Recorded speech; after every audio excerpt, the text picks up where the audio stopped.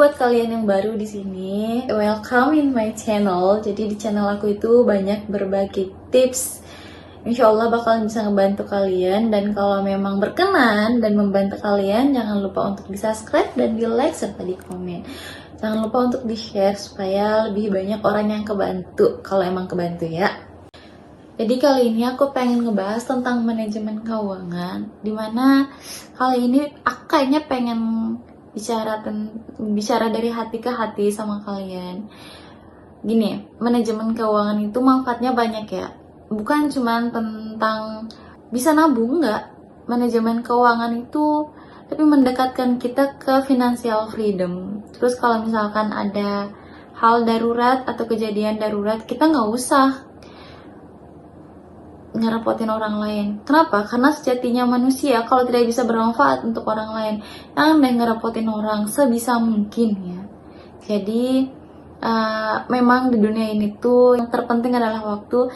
Tapi menurut aku uang juga sangat penting, karena uang kita dapatkan dengan susah payah. Jangan sampai kita menghabiskannya dengan hal-hal yang tidak berguna, karena mencari uang juga memerlukan waktu yang banyak dan membutuhkan lumayan tenaga.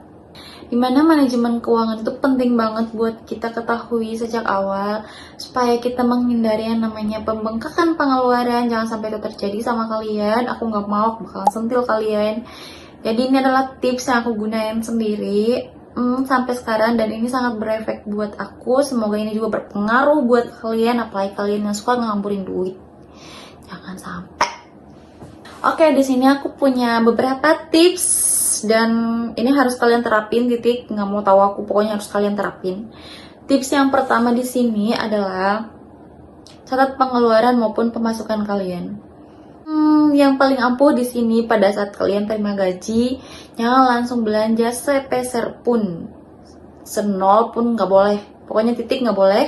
Kenapa? Pulang ke rumah, tenangin diri, jangan sampai kalian langsung belanja bulanan, self reward, main habis-habisan, dan pada saatnya kalian bakalan sadar sendiri kalau misalkan kalian ngabisin banyak uang.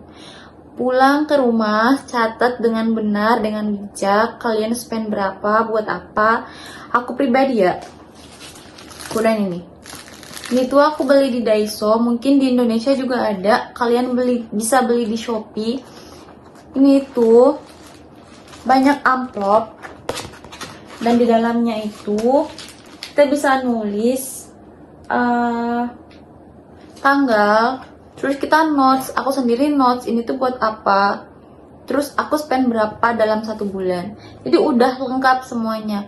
Sebisa mungkin kalian juga harus punya. Buat apa? Buat kalian tahu, terus kelompok-kelompokin pengeluaran apa aja, dan ini tuh pengeluaran sesuai kebutuhan atau kalau nggak sesuai keinginan. Jangan sampai kalian mengeluarkan uang hanya untuk keinginan, itu nggak boleh. Kenapa? Karena itu bakalan ngeboros jadinya. Bakalan ngebuang uang banyak banget. Sebisa mungkin kalian lebih bijak deh. Jangan sampai yang udah capek-capek, udah susah-susah cari uang, terus ujung-ujungnya kalian sekejap matang habisin uang. Yang kedua adalah perhatikan hal-hal kecil. Aku pribadi sebelum aku tahu yang namanya manajemen keuangan, belanja kayak jajan-jajan 10.000, 20.000, aku nggak hitung. Tapi itu lama-lama bakal menjadi bukit. Jangan sampai kalian kayak aku sebelumnya. Jadi pengeluaran 10, 20.000 itu kalian harus benar-benar, itu uang dari mana? Aku ngambil dari uang kelompok di mana? Aku ngambil dari amplop yang mana? Jangan sampai kalian cuma ngambil main tarik-tarik doang, terus ujung-ujungnya itu adalah uang yang kalian bayar buat wifi. Kenapa? Pas di akhir bulan kalian bakalan susah. Susahnya kenapa? Karena ini tuh uang yang aku gunain buat beli jajan, beli makan, terus aku gunain buat hal-hal yang tidak jelas. Jangan sampai itu ngebuat kalian di akhir bulan cuma makan Indomie dan telur. Jangan sampai itu dihindarin banget.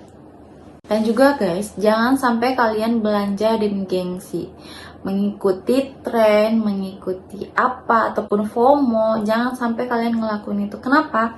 Karena itu bakalan membuat kalian rugi.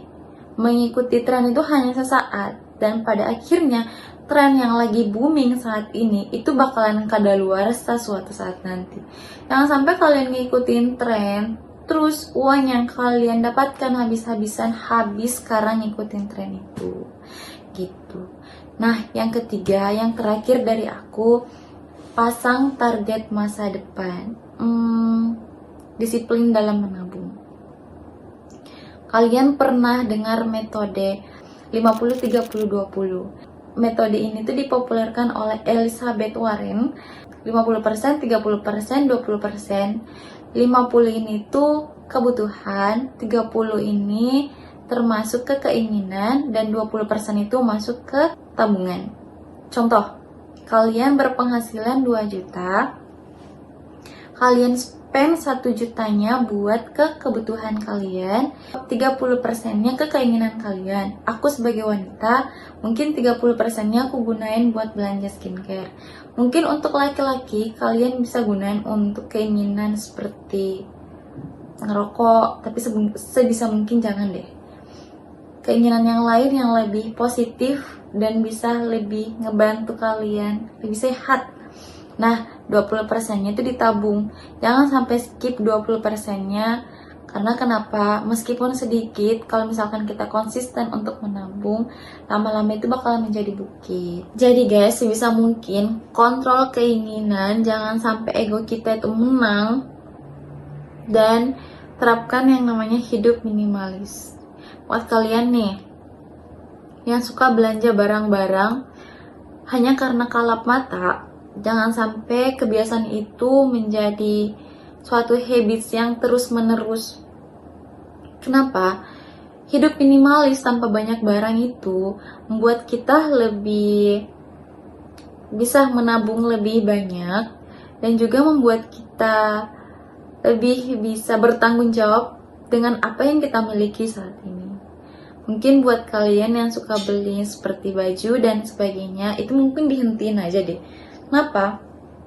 Karena nggak ada gunanya. Mending beli baju mungkin mahal tapi berkualitas, daripada kalian membeli terlalu banyak barang terus pada akhirnya itu bakalan sia-sia. Aku pribadi jujur, pas aku baru sampai ke Jepang, aku suka banget ke Second Street karena menurut aku di sana murah meriah, stylish. Second Street itu barang-barang bekasnya Jepang. Aku suka banget sama Second Streetnya Jepang, soalnya di sana banyak brand-brand, terus murah. Aku suka kalap di sana. Aku beli banyak barang. Alhasil apa yang aku rasain? Lemari aku full. Aku nggak tahu mau tempatin di mana.